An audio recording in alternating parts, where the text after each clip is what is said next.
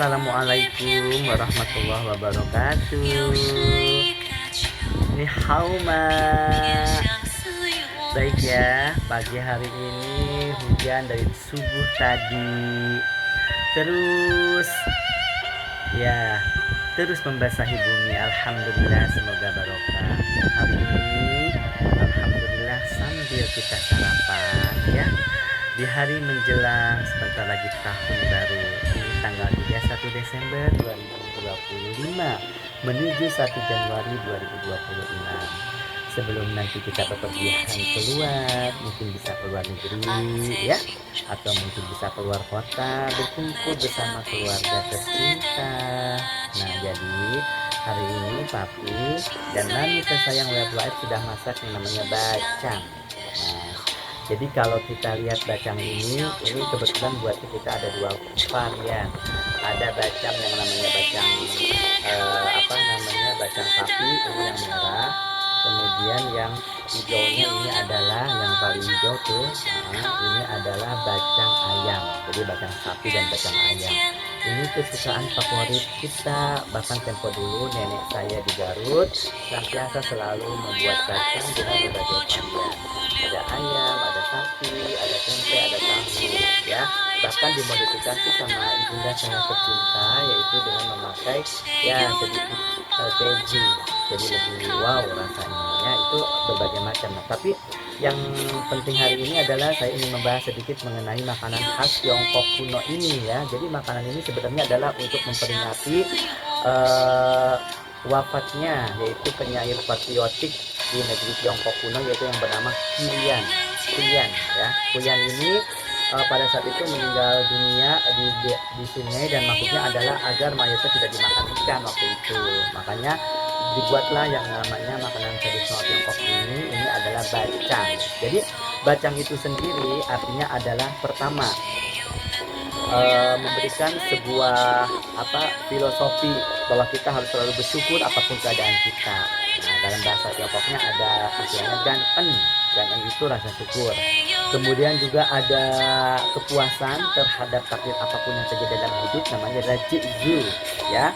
Terus kemudian ada sanji, berpikiran positif. Jadi hidup itu memang kita harus berpikiran positif, harus percaya bahwa Allah Subhanahu wa Ta'ala, Tuhan yang Maha Esa, adalah Maha Kasih, Maha Sayang, Maha Rahman, Maha Rahim ya. Baik. Kemudian juga yang terakhirnya adalah yaitu ada cinta kasih atau baurong. Nah, jadi di sini adalah, jadi setiap makanan yang dibuat oleh para leluhur tempo dulu ya, baik itu mungkin dari Indonesia ataupun mungkin dari Tiongkok kuno atau dari manapun, apapun nama jenis makanannya itu selalu mengandung hal-hal yang sifatnya adalah untuk kehidupan.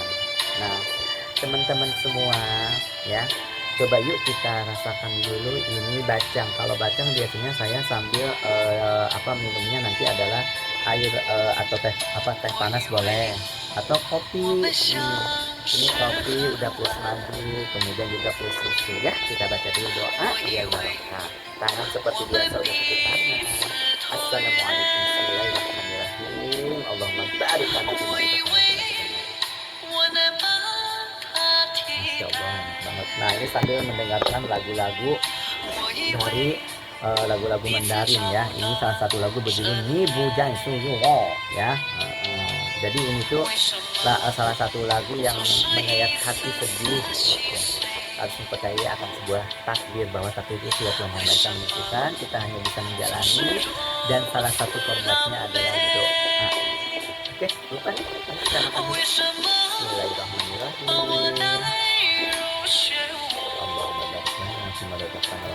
Ini yang talinya merah ya. Nah, ini adalah rasa sapi.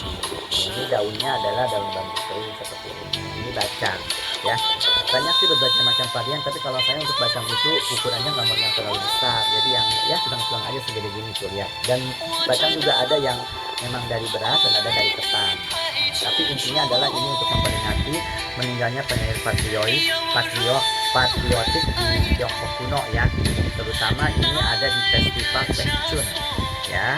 Nah, ini adalah untuk mengenang itu semua ya.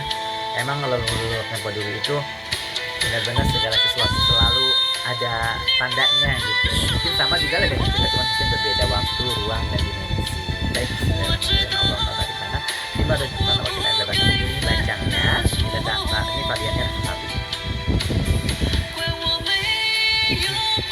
Enak untuk cabutan nih. Kalau dipotongnya gini nih tuh. Tuh sayang. Ini ya kita yang ini apanya? Sapi ini, rasa sapi. Jadi daging sapi benar yang dicincang. Ayam pun demikian. Pokoknya inilah bacang, makanan khas Tiongkok kuno, makanan khas Tiongkok kuno, dan ini adalah makanan khas dari di Indonesia dan di kota Tangerang atau di Tangerang. Karena kita tahu di Tangerang itu banyak Chinese ya, salah satunya adalah Chinese atau Chinese dari benteng Chinese, atau disebut dengan Chinese benteng atau Ciben. Apapun itu, inilah budaya lokal kekayaan Indonesia yang harus kita jaga dan lestarikan. Ya, enak. Masya Allah.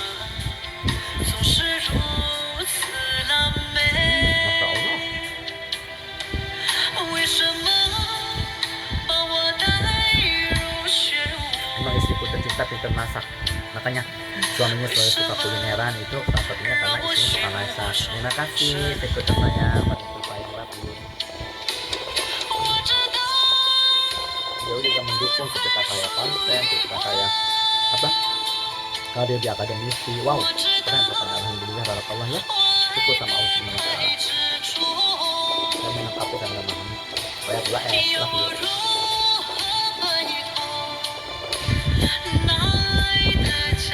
Semua habis tuh. Hari ini saya biasa buatnya 50 biji katanya sekalian. Biasanya kita bagi-bagi ke tetangga. Ya tetangga masing-masing dapat 3 sama nanti buat yang lain. Juga buat kita ketawa. Enak loh. Yang enak itu adalah ketika buat sendiri. Ini kalau buat sendiri itu kita tahu bahan-bahannya berkualitas. Kita pilih beras atau ketan yang terbaik, daging sapi juga daging sapi yang terbaik. Kita perlu impor lah. Orang negara Indonesia itu kaya akan budaya tradisi apalagi makanannya. Ya, baik itu aja. Terima kasih. Assalamualaikum warahmatullahi wabarakatuh. Love you. Terima kasih ya.